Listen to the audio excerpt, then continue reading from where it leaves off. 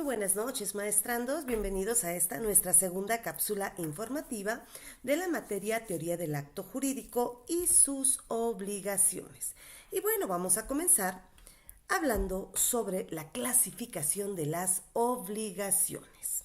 Vamos a encontrarnos que según su origen, según los sujetos, según su objeto y según su vínculo jurídico, estas pueden clasificarle.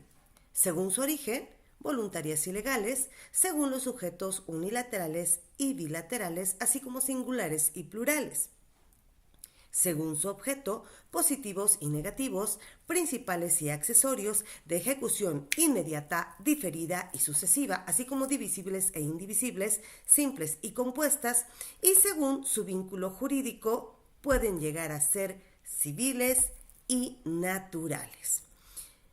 Vamos a abocarnos ahora a hablar de nuestra primera y segunda clasificación, es decir, de estas obligaciones civiles y nuestras obligaciones naturales. Las obligaciones civiles se van a contraponer a las obligaciones naturales y las primeras reciben la fuerza de la acción.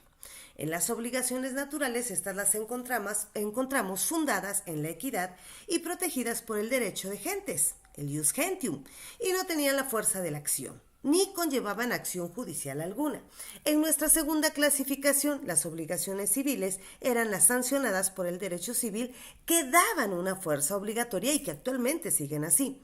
Y las obligaciones honorarias o pretorias son aquellas que el pretor establecía en virtud de su jurisdicción. Asimismo, también tenemos las obligaciones simples y compuestas.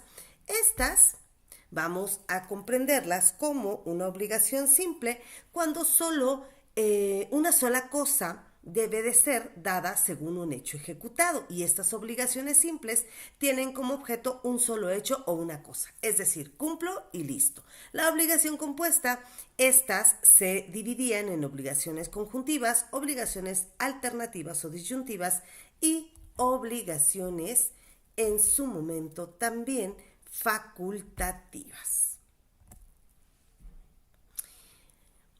Dentro de las obligaciones también traían inmersas las condiciones, es decir, de qué forma se tenían que realizar. Tenemos la condición suspensiva o fallida, que esta no se puede exigir en cumplimiento, se alzan medidas conservativas y quedan firmes actos del deudor del tiempo intermedio. La condición suspensiva o cumplida, en esta el acreedor puede exigir el cumplimiento. En segundo punto, el pago del deudor es válido, y en tercer punto corre prescripción y mora y opera la compensación y la novación, y además de que rigen reglas generales para la entrega de la cosa. Dentro de la condición resolutoria o tácita opera en los contratos bilaterales, en los que las partes deben cumplir sus obligaciones para reclamar sus derechos. Y según la condición resolutoria o tácita, no es posible exigir que una de las partes cumpla con sus obligaciones cuando la otra está en mora. Además, dentro de la cláusula también encontramos el clausulado resolutorio expreso, que puede definirse como el pacto mediante el cual las partes sujetan la resolución de pleno derecho del contrato. Obviamente, previa comunicación en este sentido al incumplimiento de una o varias obligaciones inmersas dentro de este programa o de este contrato.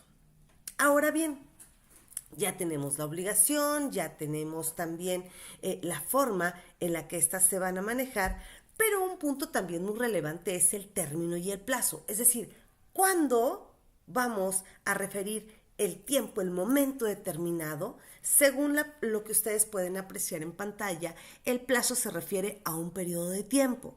Por ejemplo, la actividad que ustedes van a tener tienen una fecha establecida y una hora establecida. El término se refiere al momento determinado, 11 de julio del 2024 a las 11 de la noche, por un supuesto, nada más poner. Y la diferencia es que el término siempre es un momento igual al plazo, pero todo tiene un momento, un horario.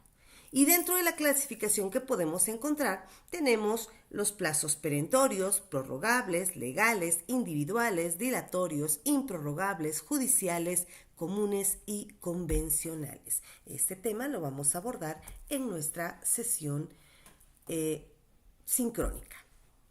Dentro de la comparación entre estas obligaciones concurrentes y solidarias, como podemos ver en pantalla, tenemos al sujeto activo, al sujeto pasivo, las deudas y la causa o la fuente.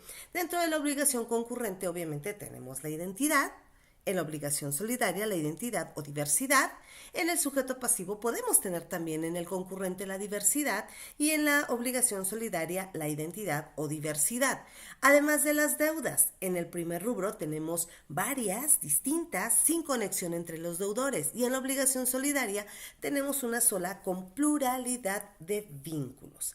Así también en la causa o fuente tenemos la diversidad distinta e independiente, y en la solidaria existe la unidad.